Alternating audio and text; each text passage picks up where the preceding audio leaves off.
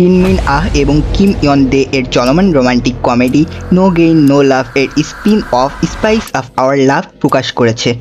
হান জি Hiyon এবং লি সাং ই অভিনীত spice of our লাভ একটি নতুন পোস্টার এবং টিজার উন্মোচন করেছে। টিজারে দেখা যায় হান জি হিয়ন একটি বিভ্রান্তিকর পরিস্থিতির মধ্যে পড়ে যান, যেখানে তিনি তার নিজের উত্তেজনাপূর্ণ ওয়েব উপন্যাসের একটি চরিত্র হয়ে যান। লি সাং ই অভিনীত চরিত্রটি হল বক গিউ হিয়ন। 26 সেপ্টেম্বর 2024 এ স্পাইস অফ আওয়ার লাভের দ্বিতীয় পোস্টার উন্মোচন করেছে, যেখানে হান জি হিয়ন এবং লি সাং ইকে প্রধান চরিত্র হিসেবে দেখানো হয়েছে, যারা তাদের নিজস্ব ওয়েব উপন্যাসের প্রধান চরিত্রে অভিনয় করেছেন। তারা উপন্যাসের একটি উত্তেজনাপূর্ণ পোস্টার পুনরায় তৈরি করেছেন, যা দর্শকদের সামনে থাকা রোমাঞ্চকর ভালোবাসার গল্পের ইঙ্গিত দেয়।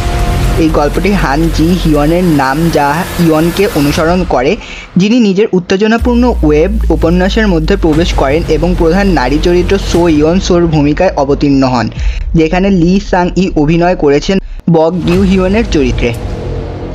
সো ইয়ন সোর ভূমিকায় লি সাং ই এর বক গিউ হিয়ন অভিনয় করেছেন, যিনি প্রধান পুরুষ চরিত্র কাং হা জুন হয়ে ওঠেন।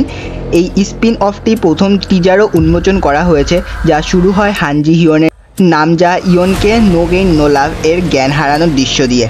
লি সাং ই এর বক গিউ হিয়নকে বাঁশের দ্বারা আঘাতপ্রাপ্ত হতে দেখে ভয় পাওয়ার পর সেই দৃশ্যটি দেখানো হয়।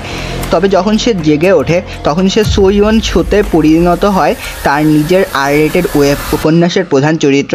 আরও অবাক করার বিষয় হলো, সে দেখতে পায় যে বক গিউ হিয়ন তার উপন্যাসের নায়ক। সে আতঙ্কিত হয়ে পড়ে এবং সেই পরিস্থিতি থেকে বেরিয়ে আসার চেষ্টা করে। সে কিছু মজার কৌশল ব্যবহার করে বেরিয়ে আসার চেষ্টা করে তার ওয়েব উপন্যাসের মাধ্যমে।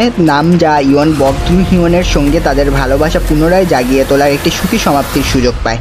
তারা স্পাইস অফ আওয়ার লাভ এর চরিত্র হিসেবে ফিরে আসে। স্পাইস অফ আওয়ার লাভ শীঘ্রই প্রিমিয়ার হতে যাচ্ছে।